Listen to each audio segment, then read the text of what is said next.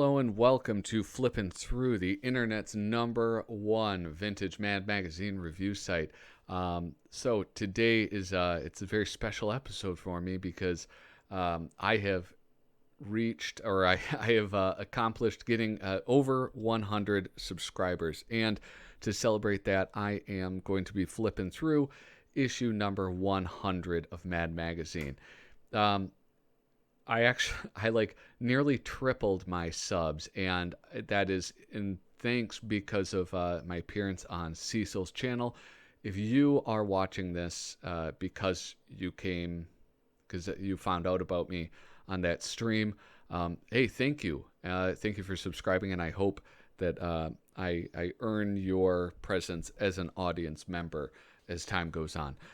So issue number 100 came out January 1966. Cover price 30 cents, which is indeed cheap. And here we have Mad Presents its 100th issue. Big deal. We have a grinning Alfred E. Newman. And I really like this. I love the simplicity. It's like printed almost on like a brown paper bag. Some of this, it's almost hard to tell if it's made to look shabby or if my cover is shabby, and I think it is. It's sort of meant to, poke fun at the idea of celebrating such a thing as a 100th issue. That changes a lot by the time they get to the 300th issue, where it's like a metallic cover and he's popping a thing of champagne and sort of going the complete opposite direction of it. The back cover.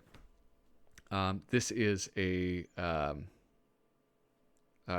cartoon by Don Edwing, drawn by Bob Clark, written by Don Edwing.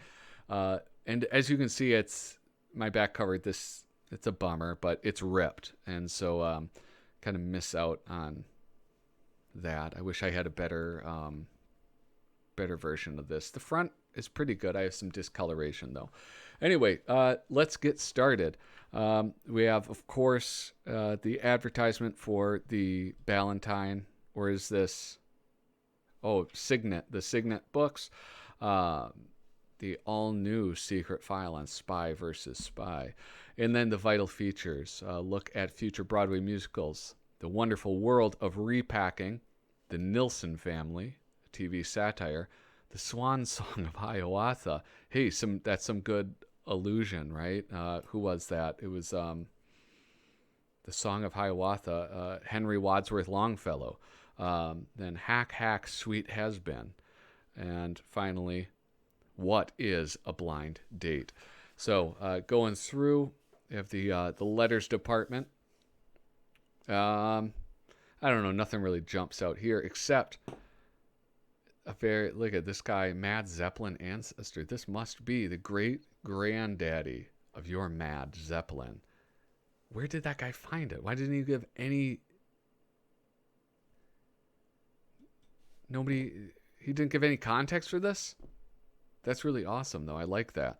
It reminds me, I've been reading all the Barsoom books, John Carter. I think I mentioned it in previous videos, but they have these like airships in these, and this is kind of the thing that I imagine. They don't have like balloons on it, but I imagine like an old warship, man of warship or whatever they're called, floating through the Martian skies. That's how I sort of picture them.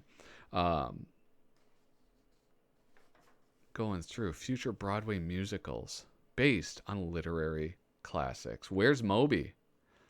Who did this? Who wrote this? Writer, no surprise here, Frank Jacobs, writing the musical feature in this magazine. Who is the artist on this? Jack Rickard. Jack Rickard is a great illustrator. That's like, Jack Rickard is one of those names that doesn't, like when I think of mad artist, doesn't pop immediately to mind, but he certainly is one of the great artists. I'm like keeping my eye out for the things that like zipatone and duotone, but I don't think he used any of those in this. Obviously, yeah, not zipatone, but like that duotone, I don't see any of that in there. The wonderful world of repackaging. The Olympic symbol wall decoration. Like, for instance, remember the hula hoop craze? Suddenly one day they zoomed into popularity, and just as suddenly one day nobody wanted to play with the hula hoops anymore. Well, right this minute, manufacturers with millions of hula hoops in warehouses around the country are thinking of ways to repackage them. So keep your eyes open for these new products. Oh, the key hoop, super ring toss. But the hula hoop had staying power. We still have hula hoops. Children all over the globe are hula hooping. Will children all over the world be playing with silly bands or, I don't know, Beyblade in a couple of years? Is Beyblade, I don't know. I know they still sell them, but if you think that's bad, here's some more products from the world of repackaging. The world's first disposable Polaroid sunglasses. Tired of losing your expensive sunglasses on planes, trains, buses, and at the beach? Now a modern manufacturing miracle brings you the world's first disposable Polaroid glasses. Did they make the 3D movie glasses? Is that what Polaroid did? Is that what they were known for? Again, the who's that guy? The Davy Crockett craze. That's like another thing that when you read these old issues, there are so many jokes about the Davy Crockett craze, and it's something that I have zero knowledge of. Like, I know who Davy Crockett is, but that it was a huge deal at some point, I had no idea. It's I don't know. Here we go. Spy versus Spy by Prohas. Let's see. Now, here's something. I don't know. Most people will not be impressed by this bit of knowledge that I'm about to drop. This says by Prohas in Morse code. BYPROHAIS or HIAS. I don't know. I don't know how to spell the name. I just know that that's what it says. Yeah, there it is. IAS. Anyway, so like I said before, I love these. Like, it's the title of it, and it takes up almost half of the cartoon. But this tells such an amazing story. I love this almost more than I love the actual strip. He's cruising up. Oh, yikes. Oh, no. The white spy is pouncing. And it sinks. It sinks. He doesn't get shredded. He just, he's bashful. He's embarrassed. He's been embarrassed. The Nilsson family, the great American dream to live in peace and harmony. I have no idea what this is, but Mort Drucker, the artist, and writer Stan Hart. I don't know anything about this. Is this Harry Nilsson? No, that was a musician, right? The Nilsson? I know somebody's going to know this. And his name is Tom. Tom, tell me about the Nilsson TV show. Mad Beastlies by Paul Coker Jr. Another, I say it every time Paul Coker Jr. shows up. To me, this is where he shines, are these like very simple drawings. The things like the cliches that he turns into like real life creatures. So here's the superficial, the Araby, first aid kit, the bum steer, a humdinger. That's a real humdinger. A Roman tick. Romantic. A Roman tick. That takes a second if you're not, up to date on your ancient civilizations. Bangkok. This one reminds me of when I was a kid. The game that we would play is we would go up to somebody and say, "What's the capital of Thailand?"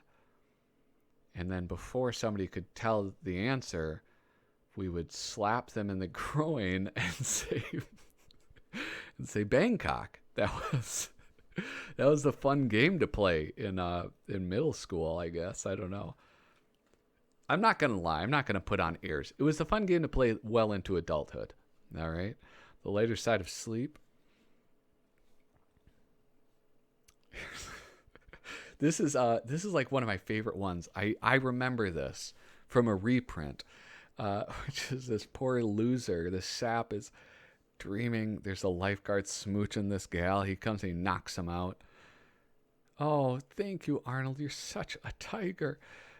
And then the girl is dreaming the same thing. And he goes to pummel the lifeguard. And she's, get lost, Arnold. You're such a pest. Oh, that is sad. That is sad. I think he's what the kids would call a simp, right? Isn't that what they would call him? That's about as much time as I want to spend on that. Oh, shoot. Ah, dang it. So this one got pulled out. Yeah, I got to get another issue of 100. This is not... I got to get a better one. What is a Blind Date? Written by Arnie Kogan, illustrated by Sergio Aragones. This is like... It's just one of those rare appearances where Sergio is doing something other than a mad look at. Like he got... Well, that and the things in the margins, those margin cartoons, like just right up there. But it's always striking to me when he's not doing that. Like it always jumps out when I see his art elsewhere.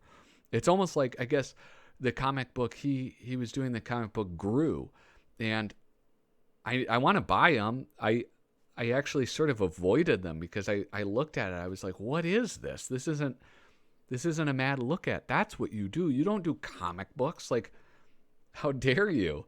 And so like I regret that. So now I gotta, like, I guess, go back and start my Gru collection. But anyway, this is like, that's a very wordy one. So we're gonna kind of move on from there.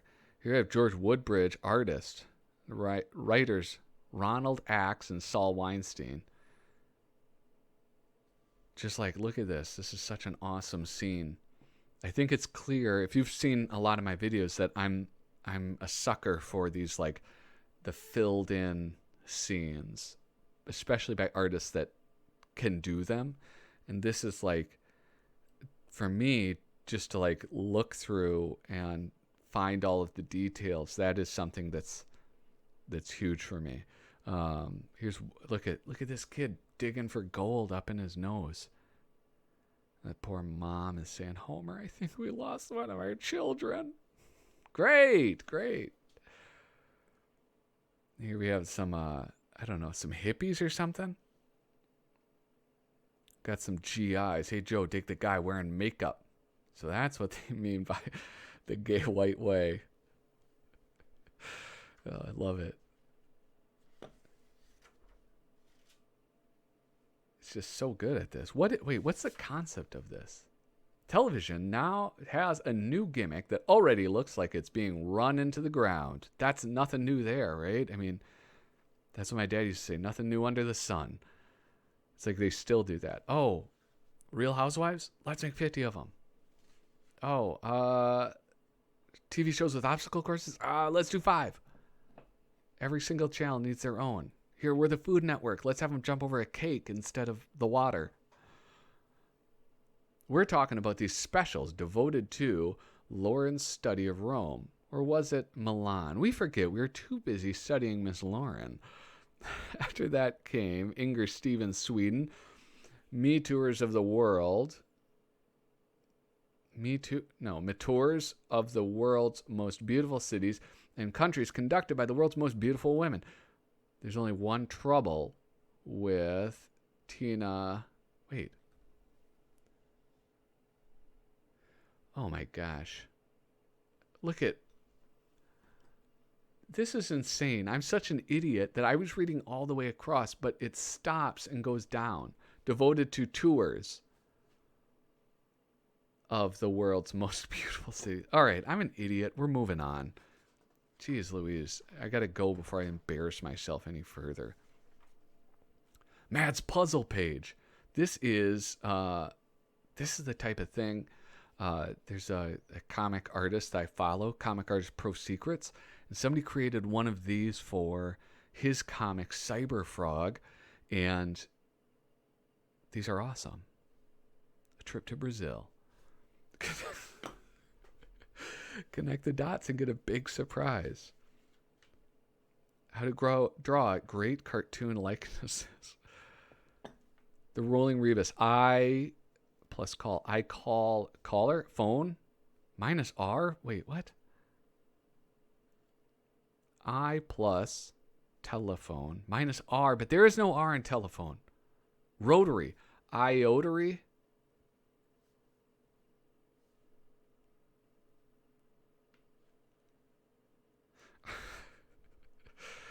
If your answer is anti-disestablishmentarianism, better check your arithmetic. If your answer is Bertixgolgolby, you made the stupid mistake of identifying the little dots in picture 4 as ants, which they are not. Actually, they're just little dots. And if you skip doing this puzzle entirely, you showed rare intelligence. Booyah. I'm a genius. Freaking idiots. I skipped it. Mads Modern, Believe It or Nuts. Who is the artist on this? Or is this part of... They do this every once in a while where they just don't give any type of clue as to who is the writer and artist on this. The Toy Manufacturer of the Year. It's Christmas time once again, and the sound of happy laughter is echoing over the land. But we're not talking about the innocent giggles of children. We're talking about the gleeful cackling of that greedy little band of charlatans, the money-hungry toy manufacturers. And so, what better time than now for Mad to interview Toy Manufacturer of the Year?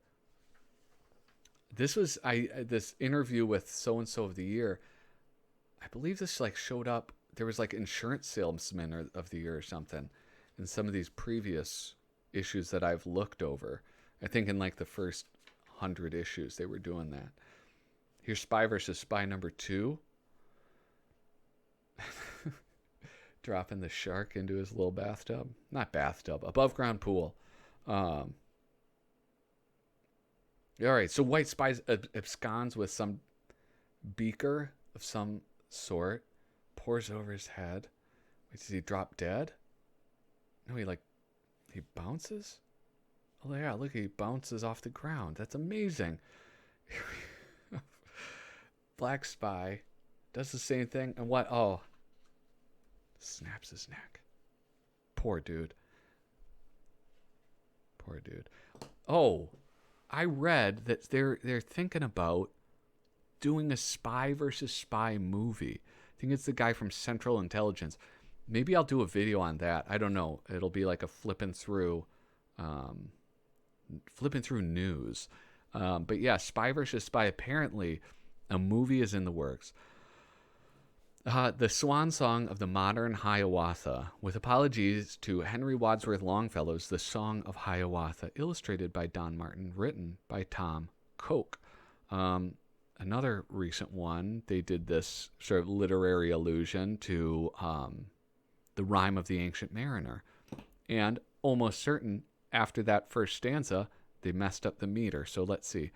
By a pond in Minnesota near the stagnant green scum water stood the campus of Nokomis, the rotten football school Nokomis, sent forth players weak and gentle, mostly horticulture majors. I'm from Minnesota. I love this. I love this. And, oh man, I love this so much. Then one autumn, through the pine trees, though the black and gloomy forest, strode the freshman Hiawatha, strong with limbs like reindeer sinew, signed to play for Memphis Normal.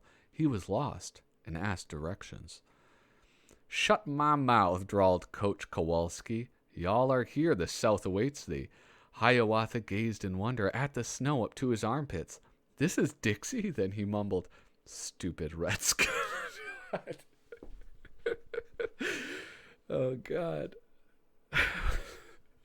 Joshed Kowalski. So it was that Hiawatha, son of Ishkuda, the comet, donned his new Nokomis beanie, huddled in the bunk assigned him. Jeez, it's cold, wailed Hiawatha. Hush, my fullback, cooed Kowalski. I'm not gonna read this thing all the way through, but this is amazing. I would pick up 100 if you can, if nothing else for this. I think that's made it a worthwhile read. I gotta say though, for your 100th issue, can you pick maybe some more popular things to lampoon? It's always a shame when stuff like this has like just zero relevance later on. So here we have the Don Martin on the subway, reading a newspaper next to the Flatfoot. Ooh, Local 71. I'll look at, who is that? That's like it's one of the gangs from the Warriors. That's what we'll say. Oh, so they zip off. Well, here's my station. He has a little fake guy. That's a very New York cartoon, right? I mean, this is like the 60s, isn't that when when New York City really started to go downhill? Looks like a gay, pleasant winter scene, eh? Well, don't be fooled by it. You should know us cynical devils at Mad by now. So just fold in the page as shown, and you'll soon discover the sinister, sarcastic message contained in this issue's revolting Mad fold-in. Hardy skaters and snappy weather hold forth on a winter's day. We won't get the full effect since we're missing the thing. But, oh yeah, you can see it's old St. Nick. Old St. Nick. Happy holiday. That's actually really sweet. That's like, I don't know that I've ever seen a sincere fold-in. I'm not sure that I've ever seen a sincere anything from Mad Magazine. That is remarkable. So, Mad Magazine presents its 100th issue. I mean, like, you kind of have to pick this one up if you're a collector, because it's a Mad. But also, you know, it's the 100th issue. It's fun. There are some like pretty good bits in this issue. But yeah, that's anyway, yeah, I don't know, that's it. Thank you so much for watching. If you enjoy it, please share this out with other folks. Otherwise, I will see you next week. If you have any requests as far as issues go, let me know in the comments. And yeah, toodaloo.